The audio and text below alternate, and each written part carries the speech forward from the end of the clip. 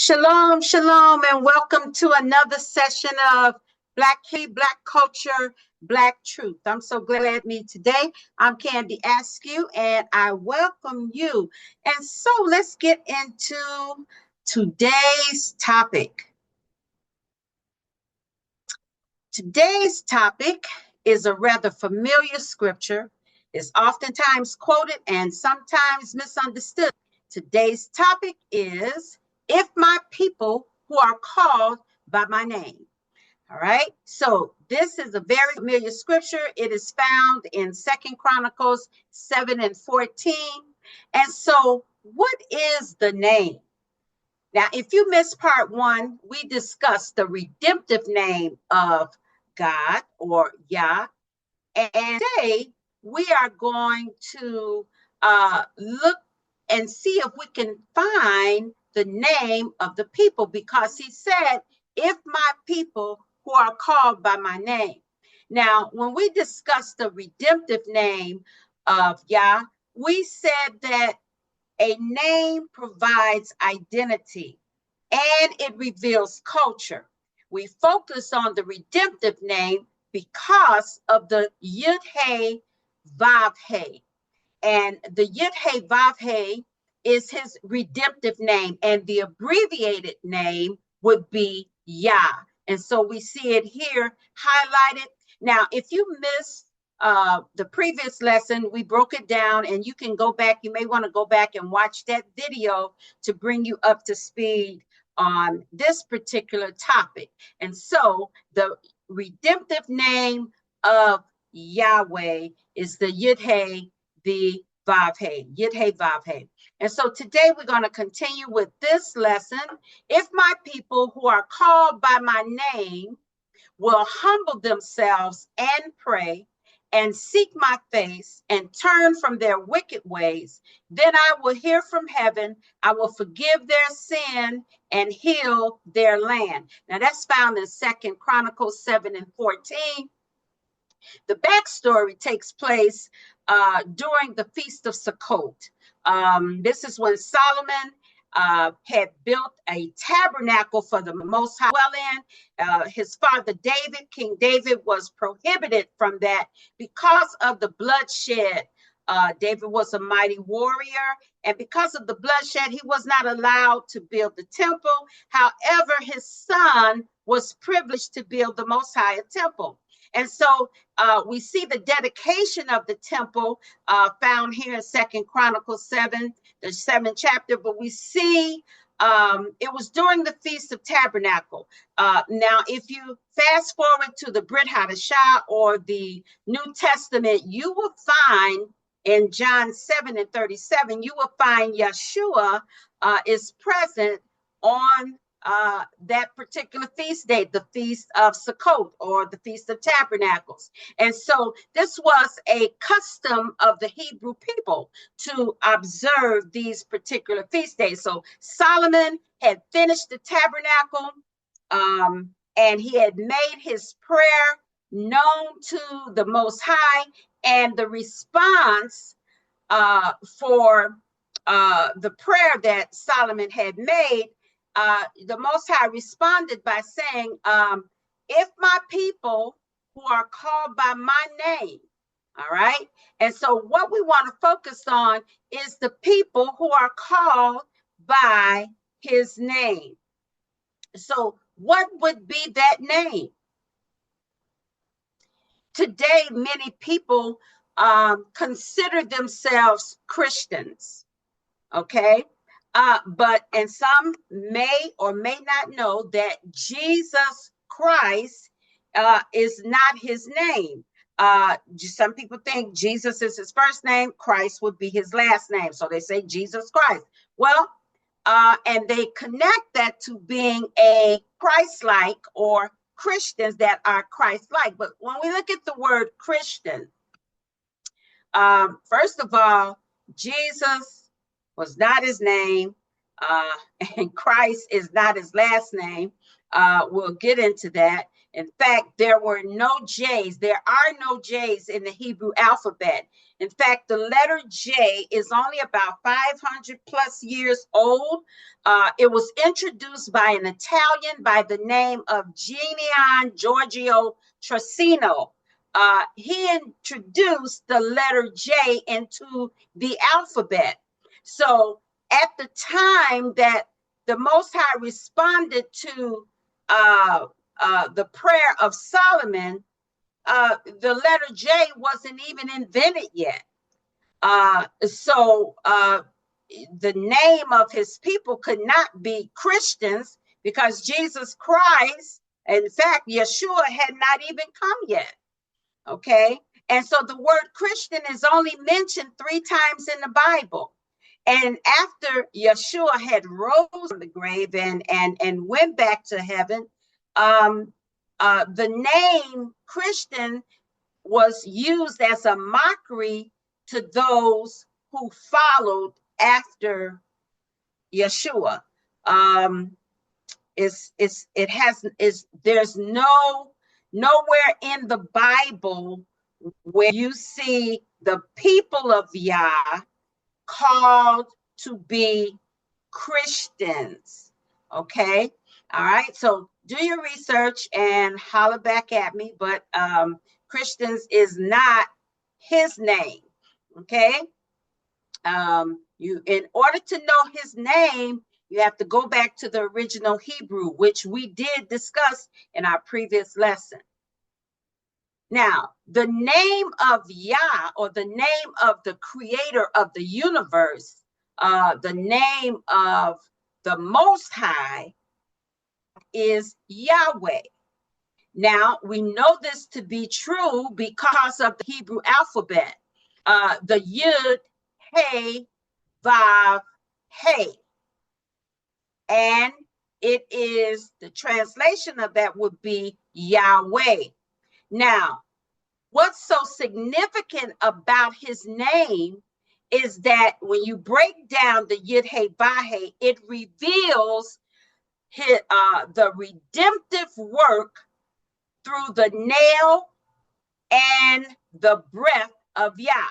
So if you follow along with me. So the Yud is symbolic of Yeshua. The Hey is the revelation that one receives once they understand that it is Yeshua that went to the death, died, and I'm trying to say went to the cross, but died because of the nail. Okay, they pierced him in his hands and his feet. Okay, and then once he rose from the grave, and but before that, he even said to the disciples, I must go away and I will send the comforter. And so this last letter, Hey, in Yahweh's name is the breath of Yah, which the breath is the spirit. When he created man, and said he breathed into him the breath of life, and man became what? A living soul. And so in Yahweh's redemptive name, the Yud Hey Vav Hey, as you see it here on the screen. So in Hebrew, everything is read from right to left. So when you see the Yud Hey Vav Hey, what you see here is the redemptive work of Yeshua. You see the cross and everything right here played out. It came through Yeshua. The right hand of power, the revelation of the nail, that's the revelation of his death. Without the shedding of blood, there is no remission of sins. And then once the finished work is the Ruach, or the spirit of Yah. Okay. And so in his name, we find the redemptive work of Yahweh. That is his plan of salvation. And so you cannot see this in any other language. You can only see this in ancient paleo, because ancient paleo are pictures, but that's a whole nother lesson. Let's move on. And so we're looking for the name of the people. And so in the book of Genesis, which the Genesis in Hebrew is Bereshit. So in the book of Genesis, Bereshit, we find Yahweh giving or establishing his covenant with Abraham. Now, in verse number 5, it says, "No longer shall your name be called Abram, but your name shall be called Abraham, for I have made you a father of many nations." And so here we find Yah is establishing his covenant with Abraham. He's laying out everything that he's going to do. And he says to Abram, "You shall no longer be called Abram, but Abraham." So now here the name is changed. So let's see what happens in this name change. So at the age of 99, after being called Abram for all his life, he gets to a place where Yah says, "No more shall you be called Abram, but Abraham." Now in Hebrew, it would be Avram and Avraham. So I want you to look at the Hebrew part first. So here we see Avram, that's Aleph, Beit, Resh, and Mem. All right. And then we have Avraham, Aleph, Beit, Resh, Hey, and Mem. Now, what Yahweh did in the change of Abram's name was he added this letter here, which is the letter Hey. In English, it would be the letter H. So he changed his name from Abram to Abraham, or Avram, Avraham. But what is so significant about Avram's name was the first two letters in that begin his name spelled the word father. So just these two letters here, Aleph and Beit, spelled the word father. So when Avram's mother named him, his name was tied to his destiny. His name suggests, before he even had a child, that he was going to become a father. But even becoming a father, Yahweh changed his name to mean that he would be not only a father, but a father of many people. Okay? So let's go on and see what happens after that. Now, later on in that same verse, Yahweh says to Abraham, then God said to Abraham, as for Sarai, your wife, you shall not call her Sarai, but Sarah shall be her name. Now, not only did he change Abram's name to Abraham, but now he's changing Sarai to Sarah. Now, what did he change? He did the same thing with Abram. He added the letter Hey, which in English would be the letter H, and that's why we say Sarah, Abraham and Sarah. But in Hebrew, it is the letter Hey. So now this is so significant. Here we have Abraham and Sarah. Yahweh changes both of their names. All this is done in the same chapter, by the way. We go down a couple of verses to verse number 19, and we find him again saying to Abraham, now he's given a new name here, given another name change. Then God said, no, Sarah, your wife, shall bear a son, and you shall call his name Isaac. Okay, so just to bring you up to speed on that, Abraham had a son already by Hagar, which would be the Egyptian woman, and he had the wife by the, had the son by the Egyptian woman. And so what the Most High did, Abraham was saying, well, I know, may Ishmael live before you forever. But Yahweh said, no, that's not going to be the son of promise. The son of promise will come from your wife, Sarah. She will bear you a son, and you will name him Isaac. And so now we have the Most High changing Abraham's name. He changed Sarah's name, and then he named the child that would come, which would be Isaac. Now, in Hebrew, that name is Yitzhak. So Isaac would be called in Hebrew Yitzhak. So now there's 3 name changes right there in the same chapter. But note that Isaac's name, or Yitzhak's name, begin with the letter Yud.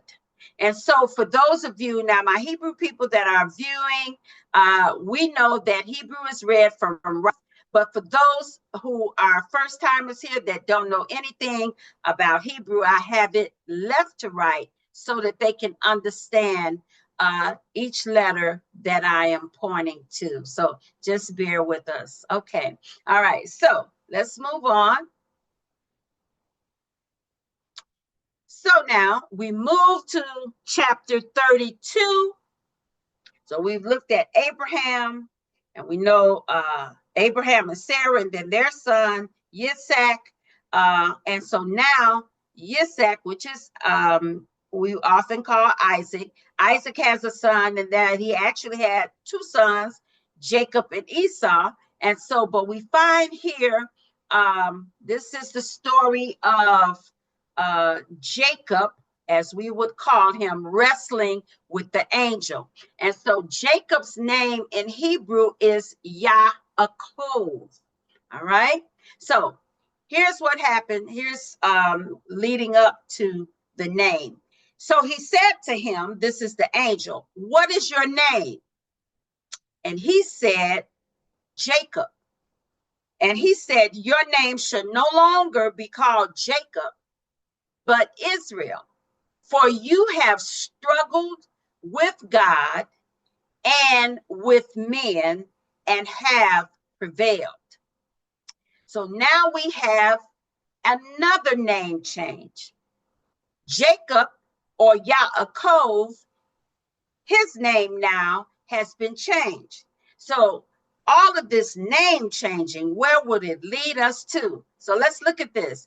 Jacob, or Yaakov, his name changed to Israel, but we know that is incorrect because there are no I's in the Hebrew alphabet. That I would actually become, that I is actually have to be a Yud. Okay, and so when we spell out Yisrael or Yasharel, you would have the Yud, the Hey, the Sheen,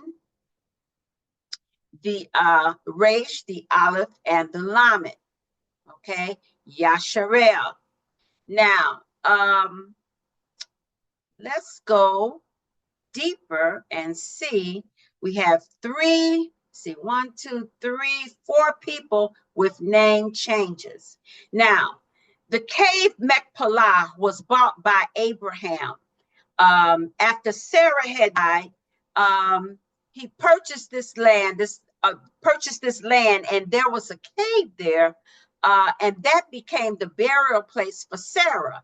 Eventually, all the patriarchs and matriarchs were buried there. I mean, those who gave birth to the nation were all buried in the cave Machpelah, with the exception of Rachel, because Rachel died she died in childbirth on their way to Bethlehem.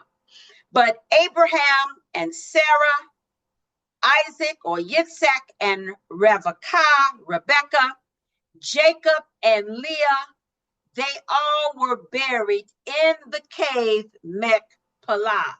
Now we want to look close at this here because we're about to discover the name of the people. Because remember, our topic today is if my people call by my name. So the people of Yah have to have the name of Yah.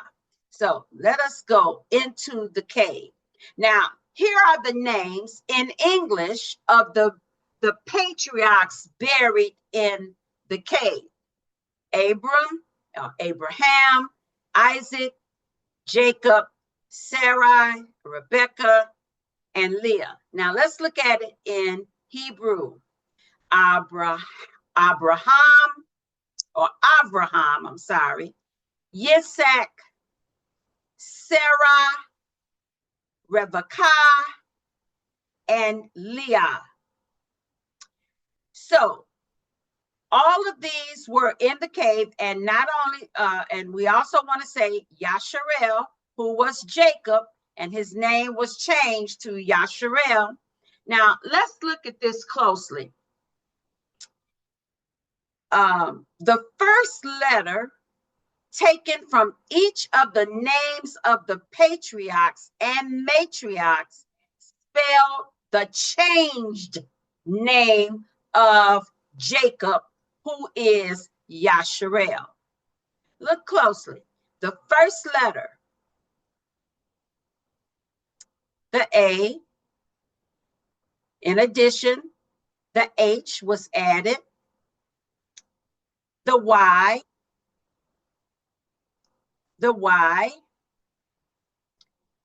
the F, in addition, the H that was added to Sarah's name, and then the R,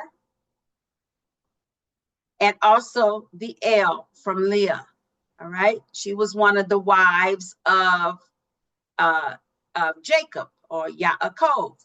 Now, the first letter in each of their names was taken to establish the name Yasharel. And so the name of the people are called by his name. A people called by his name. Now remember, the letter I or J does not exist in the Hebrew alphabet. It is the letter Yud, which we would call the letter Y. So you can only see the name when you see it in Hebrew. This is Greek and English, okay? But you see the name of the people of Yahweh, and Yasharel had 12 sons known as the 12 tribes of Yasharel. So if my people who are called by my name, remember he said to humble yourself, pray and seek his face and turn away from the wicked ways and turn back to following him. Yahweh, Yeshua, Yasharel, the people who are called by his name. We give all praise to Yahweh, who is the creator of the universe, and Yeshua, the redemptive work of Yah. And now you know the people of Yah, which is Yasharel, called by his name, Yah. Well, my time is up. And don't forget to subscribe and share with a friend. Leave your comments and see you next time right here on Black History, Black Culture, Black Truth. Shalom.